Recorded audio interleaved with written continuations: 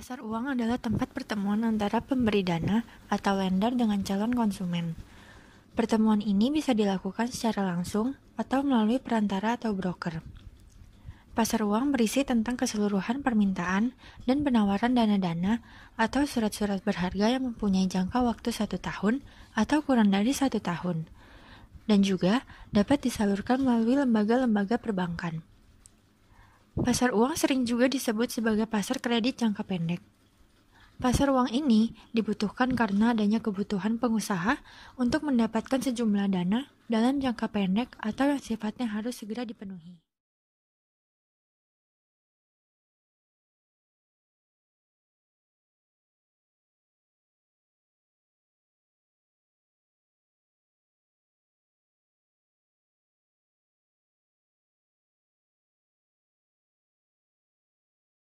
Yang pertama, jangka waktu.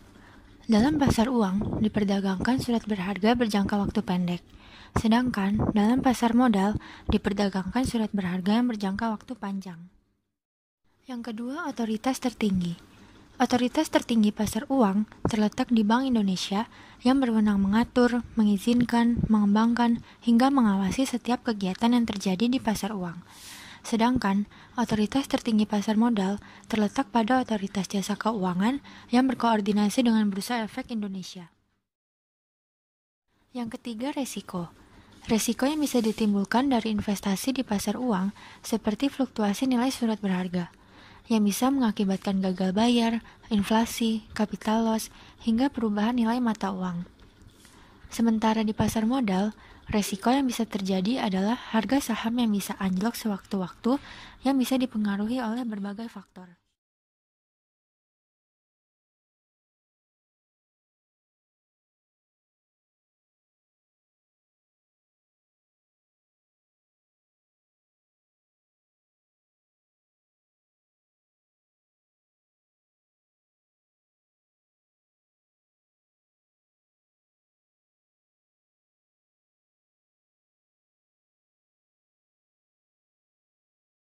Bagi pemberi pinjaman, keberadaan pasar uang bisa memberi mereka kesempatan untuk membantu pihak-pihak yang membutuhkan dana dalam jangka waktu pendek dan bersifat mendesak.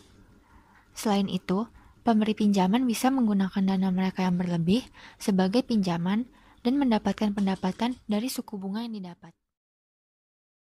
Bagi penerima pinjaman, keberadaan pasar uang sangat membantu mereka untuk memenuhi kebutuhan akan modal kerja.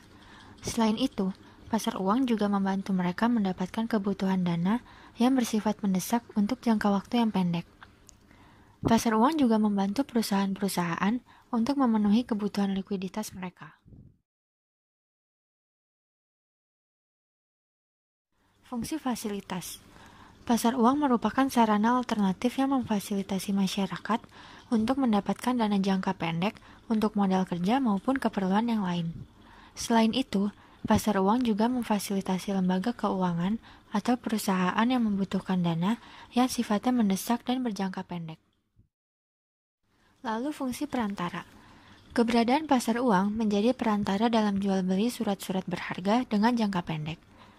Lembaga keuangan maupun non-keuangan, serta masyarakat bisa dengan mudah menjual atau membeli surat berharga dengan jangka pendek sesuai dengan kebutuhan mereka. Selain itu, pasar uang juga menjadi perantara bagi investor asing untuk memberikan kredit dengan jangka pendek untuk perusahaan-perusahaan di Indonesia. Pasar uang juga berperan sebagai media promosi bagi investor untuk menawarkan kredit bagi perusahaan dan lembaga keuangan di Indonesia. Yang ketiga, fungsi kesejahteraan. Pasar uang memiliki fungsi untuk mendorong program pemerintah untuk pemerataan kesejahteraan rakyat. Dengan memberikan kesempatan masyarakat berpartisipasi dalam pembangunan dengan membeli sertifikat Bank Indonesia dan surat berharga pasar uang, serta menunjang program pemerataan pendapatan bagi masyarakat. Yang keempat, fungsi modal. Dalam fungsi modal ini, pasar uang juga menjadi sumber modal jangka pendek bagi perusahaan maupun individu yang ingin berinvestasi.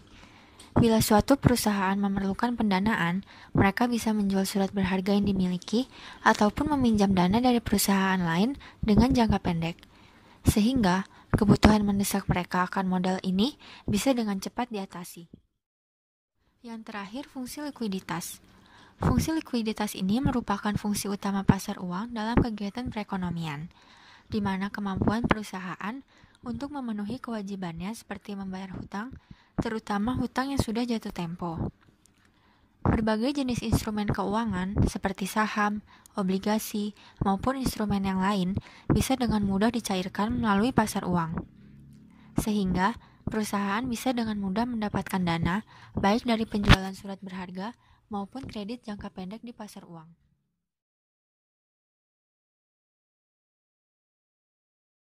Sertifikat Bank Indonesia merupakan jenis surat berharga yang dikeluarkan oleh Bank Indonesia selaku bank sentral dan ditujukan untuk dibeli oleh bank umum dengan nilai nominal yang sangat besar.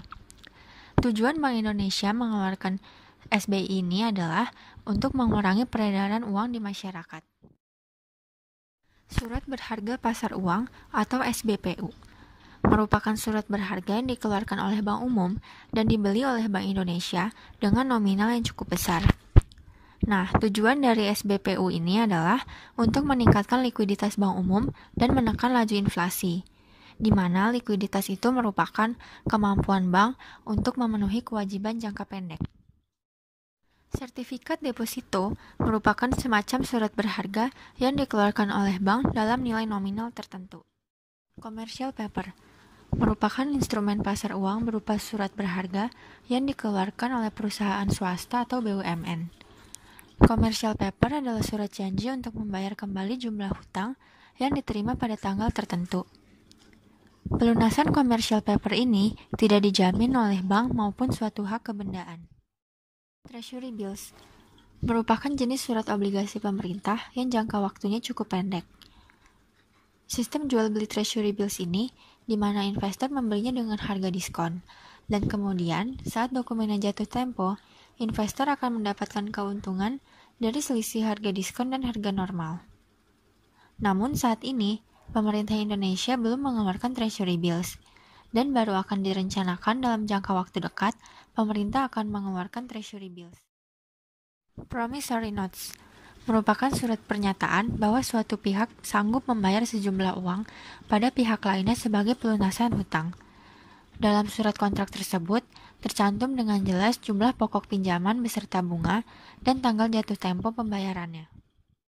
Bankers acceptance merupakan instrumen pasar uang yang bisa dipakai dalam kegiatan ekspor dan impor dan juga dalam aktivitas transaksi valuta asing.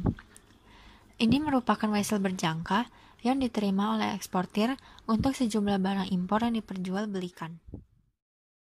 Yang terakhir, call money merupakan instrumen pasar uang berupa peminjaman dana yang terjadi antar bank dalam jangka waktu yang sangat pendek.